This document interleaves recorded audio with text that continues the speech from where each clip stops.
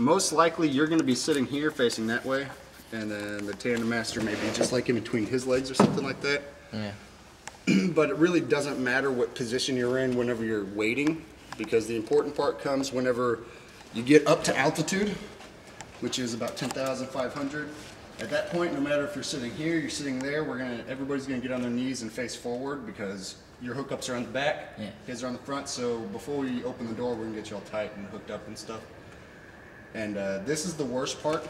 I suggest everybody that whenever I used to jump, I'd suggest stretching, because sometimes we can't get out of the plane as fast as we want to, and so we're stuck in this spot. And I've had a lot of people cramp up, and they're like, "Oh, dude, it hurts so bad." I'm like, "Okay, I know, but we literally cannot get out yet."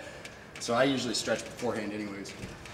So once we're right here, get all hooked up, and it's gonna be real tight, man, especially when they hook them up first, and then they scrunch them down, and it's gonna be like you're one person. So it's gonna be, you can't hardly move, or you'll feel him breathing. So, that's when you know you're good, though. If it's like really tight, then you know you're not going anywhere. But then again, like I said, it makes it a whole lot harder to move in this tiny little space. So whenever it gets time, we're all hooked up, you can barely move and stuff. The door's gonna come open, or you're gonna scoot up, to the door.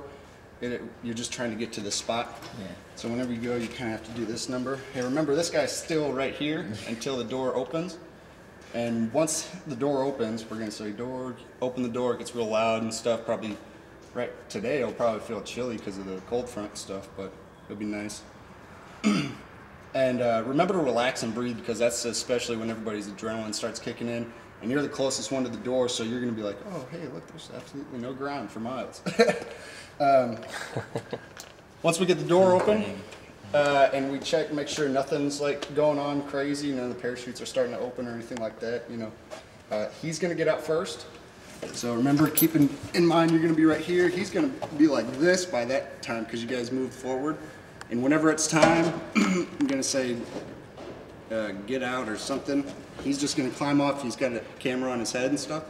And he gets out like this, excuse me for a sec. And he'll probably be doing something like this, waiting for you guys, because he's got to give you guys a whole bunch of room to step. Yeah. So he gets out as far as he can. Some guys will go like this. Man, I've seen some guys do something like this, but I think Will is his name. He's the camera guy. I think he usually does this number. That's what I usually do too. It's nice and easy, especially because I'll explain to you. Right when he gets out, you guys are instructed to get out. He'll be yelling at you. Like I said, the door opens and it gets real loud, so he's going to be having to yell at you kind of. But he'll say, "Put your feet out." So you try to get both of your feet on the step. Like I said, the position makes it pretty difficult, so getting the legs out, especially with your tall frame, may be a little bit difficult. But once you shimmy him out, all I want you to do, he may still be supporting you, so you may be like this, but just get both feet on there. Definitely don't do this, If one of your feet is like in the door frame, it's not as bad, but whenever you don't go this way, you more or less go that way. And so, like I've hit my hand on that before, my dad has too before, and like I say, that's why I say if you get both of your feet on there, it's not really a problem anyways. And, yep, he's gonna say cross your arms. You just go like this, like you're on a water slide or something. And the harnesses, like a backpack, you're gonna come over here, so if your adrenaline's pumping and you need to hold on to something, do that. We say cross your arms because we don't want you to hang on to this, because we're trying to leave, and if you're hanging on to that, then it'll be real ugly. Say cross your arms, and then he'll probably say ready, set, kick me in the butt, and I'll explain to you in a second what kick me in the butt means, but it's pretty much ready, set, go.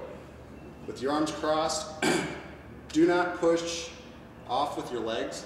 It's a lot of people say skydiving or jumping out of a plane. Yeah, if you do that, it's going to take a lot of the control away from your tandem instructor. So all I usually tell them is let your legs go limp, and then the whole kicking me in the butt thing I'll show you in a second. It's really easy, but adrenaline makes it pretty. Yeah. That's why I say always relax, keep breathing. Especially if you're relaxed, you're going to be a lot more aware, and you're going to notice a lot more things, especially like with the free fall and you'll remember it, because a lot of people are like, man, it was over like that. And I was like, man, that was the longest free fall of my life. But it's really cool. So remember, it's all loud. He's hanging out there. He's going to say, put your feet out, cross your arms, ready, set, kick me in the butt. And you just roll out just like that. Okay? Some of the wind's going to take you, but this guy, he's going to let go and try to fly with you. So once he's like ready, set, kick me in the butt, you guys come out and you probably do maybe a flip or so. But the idea is to fall like this. Okay? The lowest part of your body should be your stomach. Like you're laying on your back over a huge ball, you know? It's called arching. And that's done again by relaxing. A lot of people try to curl up. If you find yourself pushing against the wind, then you're doing it wrong, man. Because you're going so fast, if you just let it open your body up, you're going to be perfect, and the guy behind you is not going to have to worry about anything. I say that because I told you about pushing against the wind. When some of my students did that, and I lose control, and we start spinning, and I start getting scared, shit like that.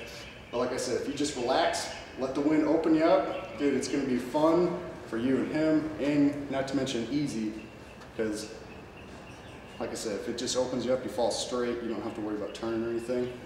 If for any reason, come over here away from the wing. Pretend we're falling on our stomachs straight down. If at all, like he grabs your wrist or something, it's just because he's putting it in a better spot, okay? Because the way we fall, it's supposed to be symmetrical. If one arm is off like this, we're gonna start turning like this, you know, same thing with your feet, right? Except for the only thing that he can do, if your feet are out of line, is kick you right here. So if you feel anything on your thigh, it just means put your legs back or kick him in the butt. The reason we say that, like I was right behind you, the only way that you can really kick me in the butt is by putting your feet back, right? Okay. And that part is very, very easy if you start here.